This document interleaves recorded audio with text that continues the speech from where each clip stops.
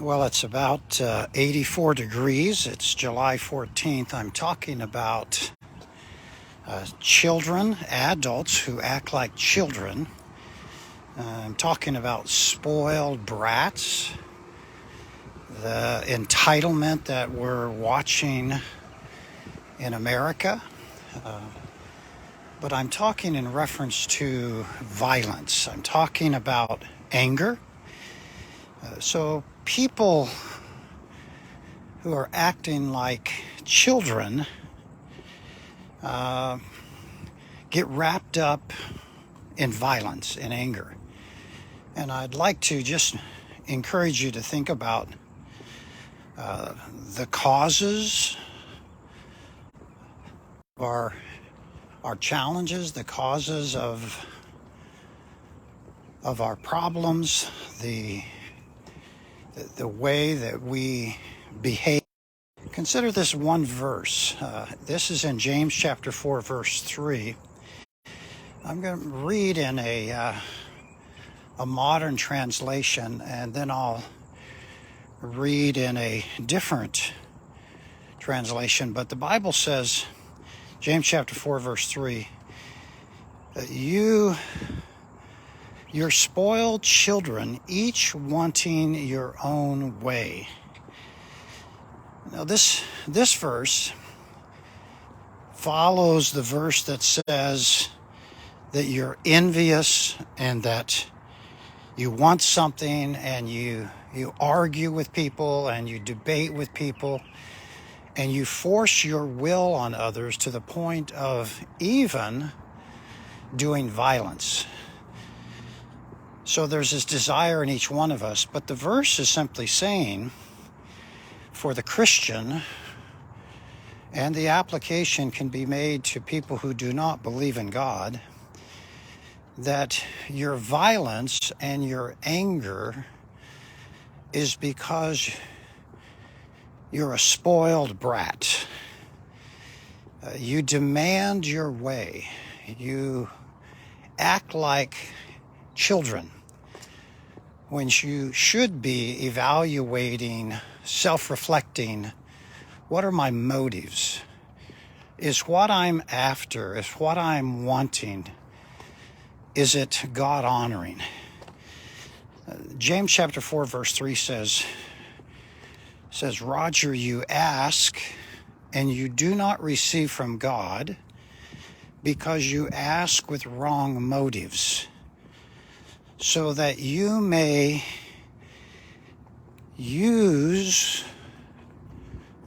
have to please yourself.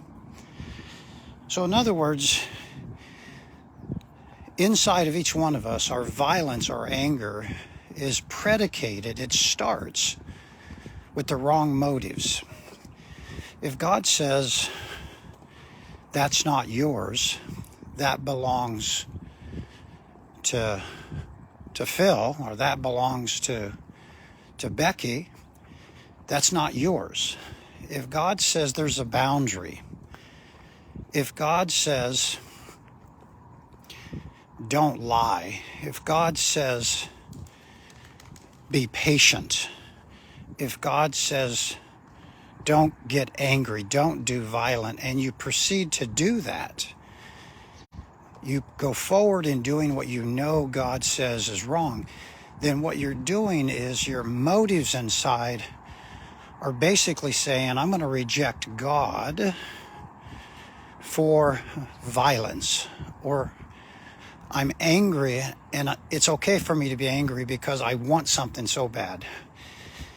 Just yesterday I had this interesting conversation where an individual just came right out and said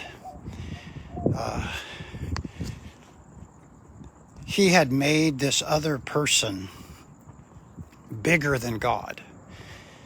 He had made this other person the individual that would meet all of his needs. And I just simply challenge, is this other person God? Many of us are replacing God.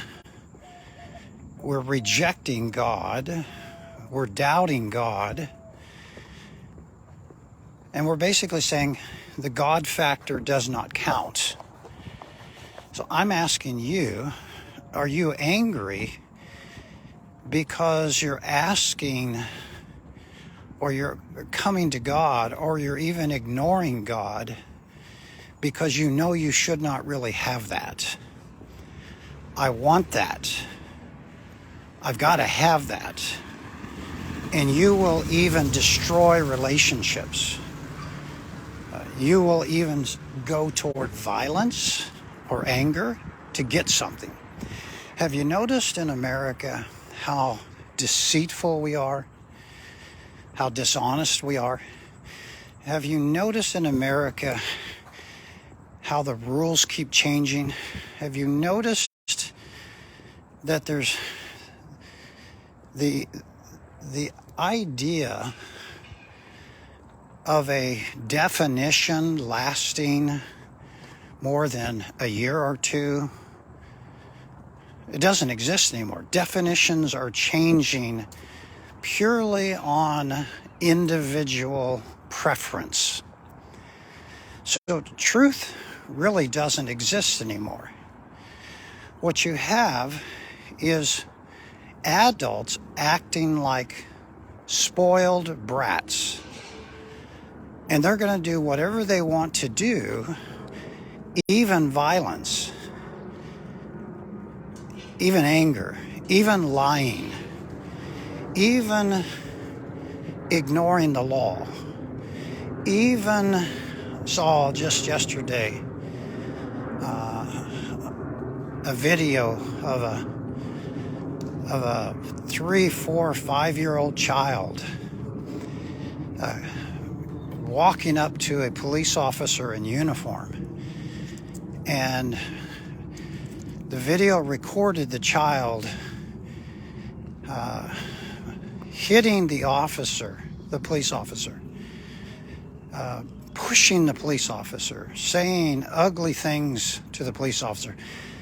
And the police officer was responding to an urgent situation. That child is representative of many adults. So we're angry, we're violent because we want to get our way. Are you a spoiled brat? What's your motives? When you talk to someone, is your motive to win an argument? Is your motive to dominate people? Is your motive all about protecting yourself? See, remember what the text says. You ask, you go to God and you ask, but God doesn't give it to you. Why doesn't God give you something? And the answer is because you're asking God, you're wanting something with the wrong motives. It's all about self. James chapter 4, verse 3 is what you want is purely narcissistic pleasure. That word pleasure in James chapter 4, 3 is the idea of being a hedonist. It is all about me. I'm being a spoiled brat. We live in a culture where the laws of God are easily ignored. The laws of man are constantly being rejected and ignored and rewritten. And truth has been not just suppressed, but truth has been radically changed. What is true today, what is truth today, will probably not be truth in America in a year or even 6 months. Why? Because the spoiled brats are pushing their anger and their violence. Be careful that you're not a spoiled brat. Be careful if you're a Christian. You want to make sure that your motives, and when you ask for something, that your motives are right and what you're asking honors God. You can't control people, but you can practice self-control. I'm gently saying to you, if you're experiencing anger, disappointment, if you're upset, if you're moving toward violence in any way, violence is not allowed by God. Violence is not permitted by God.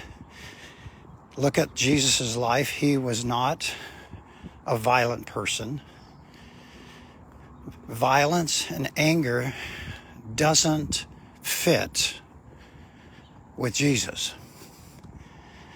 It's easy for us to be adults acting like spoiled brats. Let me give you a couple of suggestions. Number one, always check your motives. Why do I want this? Number two, am I trying to break God's laws? Am I trying to break God's laws?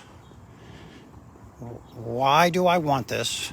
Am I trying to break God's laws? Number three, am I breaking laws of justice? Am I breaking laws of justice? Number four, am I manipulating the facts? Am I cheating? Am I trying to spin it? Number four or number five, am I out of control? Am I seeking advice from people that are trustworthy, and are they telling me that I've overstepped my boundaries? There's lots of things we can do to checkmate our childish behavior as adults. Here's another quick suggestion. When you want something, are you pressuring anybody? Or are you having a healthy exchange of ideas? So don't pressure. So in James chapter 4, verses 1, 2, and 3, the word is arguing. The word is quarreling. The word is even doing violence. And the Bible would say none of that. You can have a dialogue, but don't let it turn into quarreling. Don't let it turn into an argument. Let me give you a suggestion. When you move toward criticism of another person and you start to get heated up, you start to feel angry inside, you start to become demanding. You can speak your position, but be very careful how you express yourself. You can disagree with a smile. But the Bible says, don't get angry. The Bible would say, don't quarrel. And the Bible would say, don't manipulate the facts. See, somewhere in America, Americans need to understand that disagreement is okay. But it's not okay to do violent. It's wrong to be violent. You can disagree. I think the whole concept of speaking the truth in love is equal to a peaceful protest. So you can speak the truth in love, but don't get angry. Don't get violent. Check your motives. Are you obeying God's law? Are you obeying man's laws? Are you pressuring anybody? Be aware that it's easy for anyone to act like a child or a junior hire or a high school kid, where all they know is basically it's about themselves. This individual that I was talking with yesterday, I kept saying to the individual, don't forget the God factor. And I'm just gently saying to you, prayer and talking to God with the right motives and remembering what God says, remembering what the Bible teaches, remembering what Jesus said, how Jesus behaved. That's the God factor. The God factor is joy. The God factor is respect for people. The God factor is truth. It's not lying. The God factor is not pounding your fist on the ground or against someone else and doing violence. The God factor is not expressing your anger. Lots of us are caught up in this, let's change the definition. I'm surprised at how easy definitions are changing. So, in other words, truth changes in order for me to get what I want. And you can have something, you can want something, but you have to be careful that you're not caught up in the whole challenge of replacing God, where you become God. We have to constantly work. Good morning. We have to constantly work at no anger, no violence, no spoiled children as adults. That we communicate with respect and with honor. Not too long ago, an individual apologized to another individual because they acted like children. They were so angry, so mad, they could not even talk to each other. And one individual apologized to another individual and said, I was wrong for the way I treated you. I should have never given you that kind of anger, that kind of disrespect. Rather than violence, rather than anger, replace your anger, replace your disrespect with love. When you get to heaven, as a Christian, when you get to heaven, there's no anger in heaven. There's no disagreements in heaven. There's no quarrels in heaven. When you get to heaven, there's no violence. There's no spoiled children in heaven. There's forgiven children. There's forgiven brats. But Jesus says, come on, grow up. This is a moment in time for you to recognize, don't act like a spoiled brat. Check your motives. Why do I want what I want? Does it agree with God? Am I breaking any human legal justice laws? Is my heart right? Am I wanting something because it agrees with God? Or do I want it just because of my selfish, narcissistic pleasure? We want to invite you this coming Sunday to worship.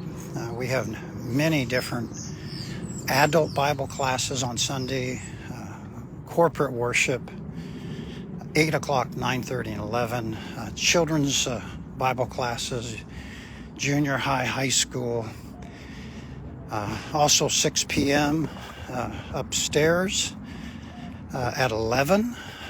So we have lots of opportunities for you to honor one another, for you to honor God. Don't get caught up in anger.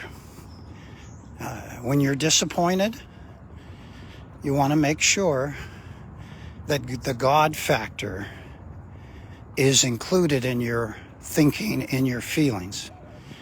The God factor needs to cross-examine every one of your motives, your behaviors, what you say. The God factor is what stops people from being angry. The God factor is what stops people from being violent. Now, you can lie against God and somehow think it's okay to do violence, but it's not. Violence is not the path that Jesus promotes. Jesus does not promote violence. Jesus says no to violence and no to anger. The Bible clearly says that yes, you can speak your opinion, you can speak your truth, but do it in respect, do it in honor. Don't be a spoiled brat. This is Walk and Talk 118, July 14th. It was about 84 degrees when we started, and I believe it's probably up to 86. The humidity is super high, but it's a great day. So enjoy the life God has given to you. Don't take life too serious. Take God serious. Blessings.